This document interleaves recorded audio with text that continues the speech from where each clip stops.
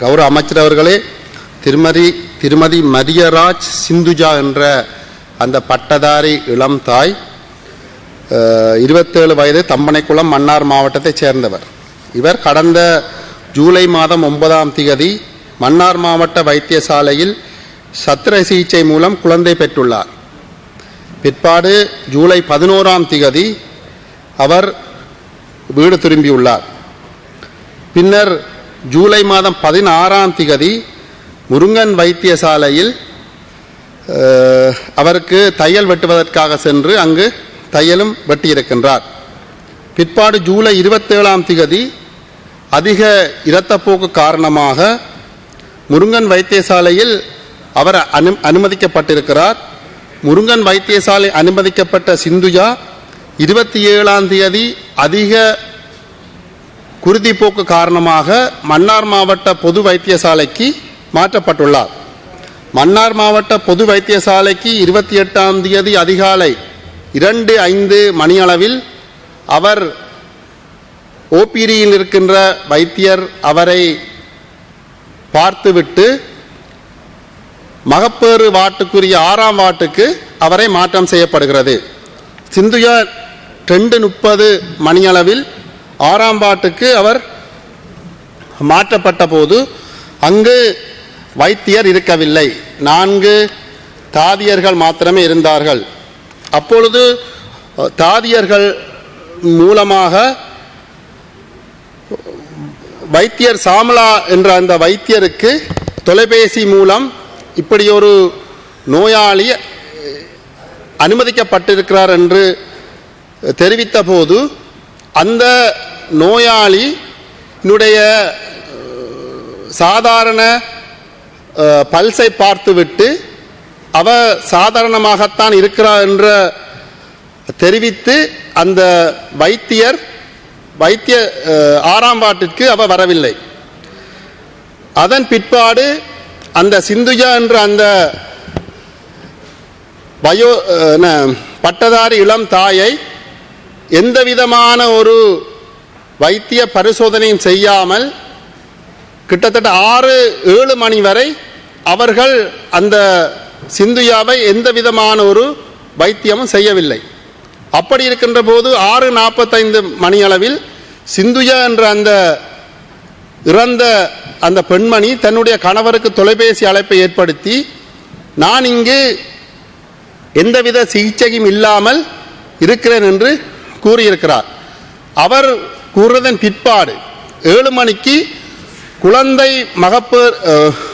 குழந்தை வைத்திய நிபுணர் வைத்தியர் கௌசல்யா அவர்கள் 6ஆம் வார்டிற்கு குழந்தை பிள்ளைகளை பார்க்க வந்தபோது சிந்தியாவினுடைய இரத்தப்போக்கு அதிகமாகி இரத்தம் நிலத்தில் சிந்தி மாபுலில் சிந்தி அவர் காணப்பட்ட போது கௌசல்யா டாக்டர் அதன் பிற்பாடு வைத்தியருக்கும் பணிப்பாளருக்கும் தொலைபேசி அழைப்பை ஏற்படுத்தி இந்த நோயாளியை அவசரமாக ஐசியூக்கு மாற்றி சிகிச்சை அளிக்க வேண்டும் என்று கௌசல்யா டாக்டரும் இன்னும் 2 டாக்டரும் முயற்சி செய்திருக்கிறார்கள். ஆனால் துரதிர்ஷ்டவசமாக அந்த சிந்துஜா என்ற அந்த பெண்மணி மரணம் அடைந்திருக்கிறார். இதில் கௌரவ அமைச்சர் அவர்களை இந்த 28ஆம் தேதி அதிகாலை 2:30க்கு 6ஆம் வார்டில் சேர்க்கப்பட்ட போது அங்கு 2 தாதியர்களும் 2 மிட்வைஃபும் இருந்திருக்கிறார்கள். வைத்தியர் இல்லை. வைத்தியருக்கு தொலைபேசி எடுத்த போது வைத்தியர் 7 மணி வரை வரவில்லை. அந்த பெண்மணிக்கு ஒரு முருங்கன் வைத்தியசாலையில் அனுமதிக்கப்பட்டு மேலதிக சிகிச்சைக்காக மன்னார் வைத்தியசாலைக்கு அனுப்பி வைக்கப்பட்ட அந்த பெண்மணியை 2 மணி முதல் காலை 7 மணி வரை எந்த விதமான ஒரு சிகிச்சையும் செய்யவில்லை என்பது மிகவும் கண்டனத்துக்குரிய விடயம். இது தொடர்பாக 28ஆம் தேதியின் பிற்பாடு பல்வேறு உறவினர்கள் மூலமாகவும் பல செய்திகள் மூலமாகவும் இந்த விடயம் நான் அறிந்து கௌரவ ஆளுநர் அவர்களுக்கு இந்த முறைப்பாட்டை நான் செய்திருந்தேன். மன்னார் வைத்தியசாலையில் சிந்துஜா என்ற பெண்மணி வைத்தியர்களின் கவனஈனம் காரணமாக இறந்ததாக பரவலான செய்திகள் இருக்கிறது, முறைப்பாடுகள் இருக்கிறது. ஆகவே இதை விசாரணை செய்யும்படி நான் கேட்டிருந்தேன். அவருக்கு வேறு ஆட்களும் முறைப்பாடு செய்திருப்பார்கள். அதன் பிரகாரம் ஆளுநருடைய ஆலோசனைக்கு அமைவாக 3ஆம் தேதி 5 பேர் கொண்ட குழு அந்த விசாரணை செய்யும்படி 3ஆம் தேதி வடமாகாண சுகாதார அமைச்சினுடைய செயலாளர் எழுத்து மூலமாக தெரிவித்திருக்கிறார். எழுத்து மூலமாக தெரிவித்த அந்த விசாரணையினுடைய அறிக்கை நேற்று வந்திருக்கிறது. கௌரவ அமைச்சர் அவர்களே, நான் கூறி முடித்த பின்பு உங்களுடைய பதிலை கூறுங்கள். நான் இன்னும் இந்த விடயம் சம்பந்தமாக பல விடயங்கள் இருக்கிறது. கூறின பின்பு உங்களுடைய பதிலை கூறுங்கள். அந்த நேற்று அந்த அறிக்கை வந்திருக்கிறது. ஒரு வைத்தியசாலையில் ஒரு இளம் தாய் பட்டதாரி வைத்தியர்களுடைய கவனீனம் காரணமாக இறந்திருக்கிறார் என்ற செய்தி இருந்தது. ஆனால் நான் உங்களுக்கு தொலைபேசி எடுத்திருந்தேன். வழமையில் நீங்கள் என்னுடைய தொலைபேசிக்கு ஆன்சர் பண்ணுவீர்கள், அன்று பண்ணவில்லை.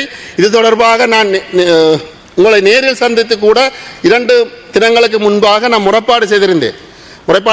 ஆளுநர் அவர்களுக்கு தொலைபேசி தெரிவித்திருந்தேன். விசாரணை நேற்று முடிந்து ஆரம்ப கட்ட விசாரணையினுடைய அறிக்கை வந்திருக்கிறது.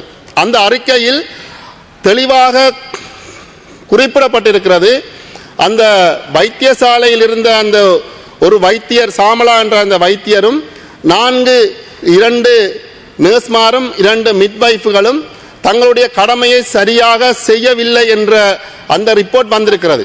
ஒரு வைத்தியர்களுடைய வைத்தியசாலை நடைபெறுகின்ற ஒரு சில விடயங்கள் தொடர்பாக உடனடியாக எங்களுடைய கருத்துக்களை கூற முடியாது.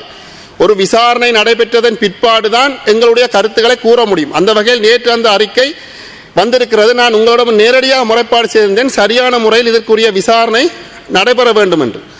ஆனால் என்னுடைய கேள்வி, வைத்திய நிபுணர் குழந்தை வைத்திய நிபுணர் கௌசல்யா அவர்கள் 6ஆம் வார்டுக்கு காலை 7 மணிக்கு வந்தபோது வைத்தியசாலை 6ஆம் வார்டில் யாரும் இருக்கவில்லை. வைத்தியரும் இருக்கவில்லை, மிட்வைஃபும் இருக்கவில்லை, நர்ஸும் இருக்கவில்லை. ஆகவே மிகவும் ஒரு வைத்தியர்களுடைய கவனீனம் காரணமாக என்னை பொறுத்தவரையில் அந்த பெண்மணி கொலை செய்யப்பட்டிருக்கிறார் என்பதுதான் என்னுடைய கருத்தாக இருக்கிறது. நான் கௌரவ அமைச்சர் அவர்களே, இந்த விடயம் தொடர்பாக மாகாண ஆளுநருடைய அதிகாரங்கள் ஆரம்ப கட்ட விசாரணை மட்டும்தான். அவரால் ஆரம்ப கட்ட விசாரணை செய்து அந்த விசாரணை அறிக்கையை மாகாண பணிப்பாளர் ஊடாக மத்திய அமைச்சுக்கு தான் அனுப்ப முடியும். என்னுடைய முதலாவது கேள்வி, இந்த 5 பேரையும் உடனடியாக பணியிடை நீக்கம் செய்து அவர்களுக்குரிய விசாரணையை முழுமை செய்து நீதிமன்றம் ஊடாக அவர்களுக்கு தண்டனை வழங்கப்பட வேண்டும் என்பது என்னுடைய முதலாவது கேள்வியாக இருக்கிறது.